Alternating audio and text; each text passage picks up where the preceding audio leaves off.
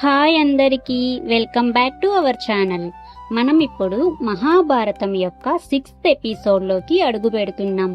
Previous ఎపిసోడ్లో భీష్ముడు కాశీ రాజ్యంలో జరిగిన స్వయంవరంలో అంబిక, అంబాలికలను విచిత్ర వీరుడి కోసం ఎత్తుకొచ్చిన సంఘటన గురించి తెలుసుకున్నాం. కానీ ఈ సంఘటన కేవలం పెళ్లితో ముగియలేదు. ఇది ఒక విషాదానికి మరియు ధర్మ సందిగ్ధతకు దారితీసింది. కాశీరాజు యొక్క 3 రాజకుమార్తెలను భీష్ముడు హస్తినాపురానికి తీసుకొచ్చిన తరువాత పెళ్లి ఏర్పాట్లు మొదలవుతాయి. కానీ అప్పుడే పెద్దమ్మాయి అయిన అంబాదేవి ఒక షాకింగ్ విషయం చెబుతుంది. నేను ఇప్పటికే శాల్వ రాజ్యపు రాజు అయిన శాల్వుడిని ప్రేమిస్తున్నాను. నా మనస్సు అతనితోనే ఉంది. నా తండ్రి నన్ను స్వయంవరానికి బలవంతంగా పంపినా నేను శాల్వుడినే పెళ్లి చేసుకుంటాను. దయచేసి నన్ను విచిత్ర వీరుడికి ఇవ్వకండి అని. ఈ మాటలు విన్న భీష్ముడు ఆలోచనలో పడతాడు. భీష్ముడు ధర్మాన్ని గౌరవించే వ్యక్తి.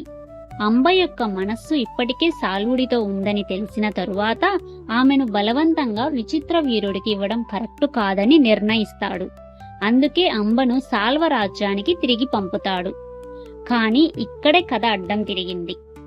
అంబ శాల్వుడి దగ్గరికి వెళ్తే అతను ఆమెను వద్దన్నాడు.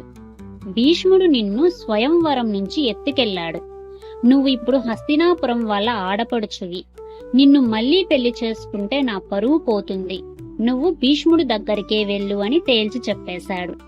ఈ మాటలకు అంబ గుండె పగిలిపోతుంది. మళ్లీ హస్తినాపురానికి వచ్చి భీష్ముణ్ణి అడిగింది.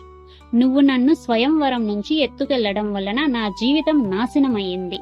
శాల్వుడు నన్ను వద్దన్నాడు. నువ్వైనా నన్ను పెళ్లి చేసుకో, లేదా నాకు న్యాయం చెయ్యని వేడుకుంటుంది. భీష్ముడు ఈ మాటలతో ఏం చెయ్యాలో తెలియక సతమతమవుతాడు. తాను ఎప్పటికీ పెళ్లి చేసుకోనని, పిల్లల్ని కననని చేసిన భయంకరమైన ప్రతిజ్ఞ అతన్ని కట్టిపడేస్తుంది. అందుకే అంబతో, నా ప్రతిజ్ఞ వల్ల నేను నిన్ను పెళ్లి చేసుకోలేను అంబాదేవి, కాని నీకు న్యాయం చేయడానికి శాల్వుడిని ఒప్పిస్తాను అంటాడు. భీష్ముడు శాల్వుడిని చాలా బ్రతిమలాడుతాడు. కాని అతను వినలేదు. అంబ ఇప్పుడు 2 వైపులా ఇరుక్కుపోయింది. శాల్వుడు వద్దన్నాడు. భీష్ముడు పెళ్లి చేసుకోలేడు. ఈ నిస్సహాయతతో ఆమెకు కోపం, పగ 2 భయంకరంగా పెరిగిపోతాయి. అంబ భీష్ముణ్ణి శపిస్తూ, నువ్వు నా జీవితాన్ని నాశనం చేశావు భీష్మా. నీ ప్రతిజ్ఞ కోసం నన్ను వదిలేశావు. నేను నీ చావుకి కారణమవుతాను. దేవతల సాక్షిగా చెబుతున్నా, నువ్వు నా చేతిలో చస్తావు అని గట్టిగా చెబుతుంది. ఆ తరువాత అంబ తన జీవితాన్ని విడిచి తపస్సు చేయడానికి అడవులకు వెళ్లిపోతుంది. ఆమె తపస్సు చేస్తుండగా ఆమె తపస్సును మహాశివుడు మెచ్చి ఆమెకు వరం ఇస్తాడు. ఈ వరం తరువాత కొన్ని సంవత్సరాలకి అంబ శిఖండిల పాంచాల రాజ్యంలో ద్రుపదుడు కుమార్తెగా పుడుతుంది. ఆమె కౌరవ పాండవ యుద్ధంలో భీష్ముడి మరణానికి కారణం అవుతుంది. ఇదిలా ఉంటే అంబిక మరియు అంబాలికలను విచిత్ర వీరుడు పెళ్లి చేసుకుంటాడు. కాని విచిత్ర వీరుడు బలహీనమైన శరీరం కలవాడు. ఆరోగ్యం సరిగ్గా ఉండదు. అతనికి సంతానం కలగక ముందే క్షయవ్యాధితో చనిపోతాడు. ఇది భరత వంశానికి తీవ్ర సంక్షోభం. వారసులు లేకుండా కురురాజ్యం ఉండిపోతుంది. ఈ సమస్యను పరిష్కరించడానికి సత్యవతీదేవి ఒక కఠినమైన నిర్ణయం తీసుకుంటుంది. ఆమె భీష్ముడిని పిలిచి తన ప్రతిజ్ఞను విడిచి అంబిక మరియు అంబాలికలతో సంతానం కలిగి రాజ్యానికి వారసులను ఇవ్వమని అడుగుతుంది. కాని భీష్ముడు తన ప్రతిజ్ఞను భగ్నం చెయ్యడు. నా ప్రతిజ్ఞ నా జీవితం కంటే విలువైనది సత్యవతీదేవి. రాజ్యం కోసం నేను ఏ త్యాగమైనా చేస్తాను, కానీ నేను ధర్మాన్ని విడిచిపెట్టను తల్లి, నన్ను క్షమించండి అంటాడు భీష్ముడు. ఇప్పుడు ఇంకొక ప్రత్యామ్నాయం గురించి ఆలోచిస్తూ ఉంటుంది సత్యవతీదేవి. అప్పుడు తన మొదటి కొడుకు అయిన వ్యాసుణ్ణి పిలుస్తుంది. వ్యాసుడు ఎవరో కాదు, ఫస్ట్ ఎపిసోడ్ లో నేను చెప్పున్నాను కదా వేద వ్యాసుడు అని. అతనే సత్యవతీదేవి యొక్క కుమారుడు. ఇతని గురించి నేను ఇంతకు ముందే ఫస్ట్ ఎపిసోడ్ లో చెప్పున్నాను. ఎవరైనా చూడని వాళ్ళు ఉంటే ఫస్ట్ ఎపిసోడ్ ని ఒకసారి చూడండి, మీకే అర్థమవుతుంది వేద వ్యాసుడు ఎలా పుట్టాడు సత్యవతీదేవికి అన్న విషయం. అప్పుడు సత్యవతీదేవి వ్యాసుణ్ణి పిలుస్తుంది. వ్యాసుడు సత్యవతికి ఒక ఋషి వలన పుట్టినవాడు. గొప్ప తపస్వి మరియు జ్ఞాని. సత్యవతి వ్యాసుణ్ణి అంబిక మరియు అంబాలికలతో సంతానం కలిగి రాజ్యానికి వారసులను ఇవ్వమని అడుగుతుంది. ఇది క్షత్రియ సంప్రదాయంలో నియోగ అనే ఆచారం.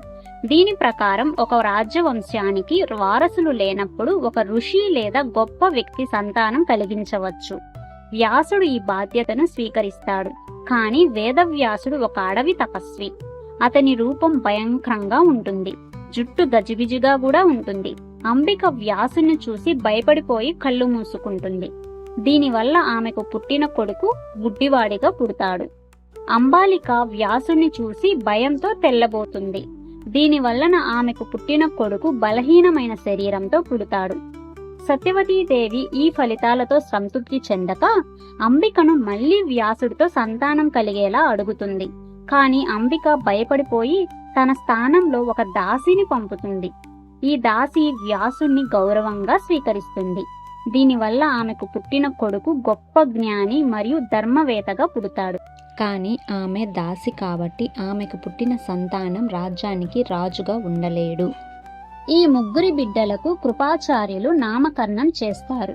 మొదటి బిడ్డకు ధృతరాష్ట్రుడు అని, రెండవ బిడ్డకు పాండురాజు అని మరియు మూడవ బిడ్డకు విదురుడు అని నామకరణం చేస్తాడు. భరత వంశంలో కొత్త తరంగా పుట్టినవారు ఈ ముగ్గురు. ధృతరాష్ట్రుడు గుడ్డివాడు కాబట్టి రాజు కాలేడు, కానీ అతను కౌరవులకు తండ్రి అవుతాడు. పాండురాజు బలహీన శరీరం ఉన్నప్పటికీ రాజవుతాడు మరియు పాండవులకు తండ్రి అవుతాడు. విదురుడు రాజ్యానికి సలహాదారుడిగా ధర్మం యొక్క స్వరూపంగా నిలుస్తాడు. ఈ సంఘటనలు తరువాత కౌరవ పాండవుల మధ్య జరిగే గొప్ప యుద్ధానికి, కురుక్షేత్ర మహాసంగ్రామానికి పునాది వేస్తాయి. అంబ యొక్క శాపం, భీష్ముడి ప్రతిజ్ఞ మరియు వారసుల సమస్య ఈ కథలోని ప్రతి నిర్ణయం ఎలా భవిష్యత్తును మార్చగలదో చూపిస్తాయి. మోరల్ ఆఫ్ ది స్టోరీ: ఈ ఎపిసోడ్ మనకు నేర్పే గొప్ప నీతి ఏంటంటే, మన నిర్ణయాలు మరియు చర్యలు దీర్ఘకాలిక పరిణామాలను కలిగి ఉంటాయి. అంబ యొక్క విషాదం మనకు చూపిస్తుంది. కొన్నిసార్లు ధర్మం అనుసరించడం వల్ల అనుకోని బాధలు కూడా వస్తాయి. భీష్ముడి ప్రతిజ్ఞ ఒక గొప్ప త్యాగంగా మొదలైనప్పటికీ అంబ జీవితాన్ని నాశనం చేసింది మరియు తర్వాత అతని మరణానికి కూడా కారణమైంది. అదేవిధంగా సత్యవతి మరియు వ్యాసుడి నిర్ణయాలు భరత వంశానికి వారసులను ఇచ్చినప్పటికీ వారి లోపాల వలన రాజ్య విభజనకు దారితీస్తాయి.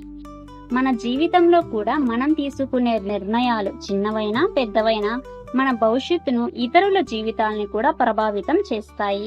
కాబట్టి ప్రతి నిర్ణయంలో ధర్మం, బాధ్యత మరియు దీర్ఘకాలిక పరిణామాలను గుర్తుంచుకోవాలి. ఈ ఎపిసోడ్ మీకు నచ్చిందని ఆశిస్తున్నాను. అంబ యొక్క విషాదం, భీష్ముడి ధర్మ సందిగ్ధత మరియు భరత వంశానికి వారసుల సమస్య గురించి మీ ఆలోచనలు ఏమిటి? ఏమైనా డౌట్స్ లేదా సజెషన్స్ ఉంటే కమెంట్స్ లో తెలియజేయండి. మనం నెక్స్ట్ ఎపిసోడ్ అయిన 7th ఎపిసోడ్ లో కలుద్దాం. అక్కడ మనం కౌరవ పాండవుల కథలోకి అడుగు పెడతాం. Until then, stay connected with our Mahabharata journey. Take care. Bye bye. నా వీడియోస్ కనుక మీకు నచ్చినట్లయితే లైక్ చేయండి, షేర్ చేయండి, అలాగే సబ్స్క్రైబ్ చేసుకొని పక్కనే ఉన్న బెల్ ఐకాన్ మీద క్లిక్ చేయండి. Thanks for watching.